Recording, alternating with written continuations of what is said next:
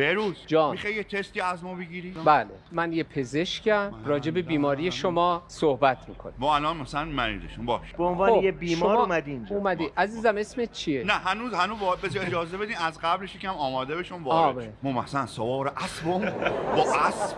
جناب خان، جان پزشکش توی یکی از شهرهای ما مطب داره. اسب و اینا چیز نیست. اسب نیست. کاربرد اسب نداره. نمیخواد. باش پس ما با شطور وارد یکی از شهرام چکلین که صدای زنگوله شطور میاد چکلین حاج آقا قربونه یه افسار شطوره بگیر فرار نکنه قربونه تینگ تینگ تینگ در میزنم وارد مطب میشم. بفرمایید. سلام آقای دکتر خوبی؟ سلام عزیزم.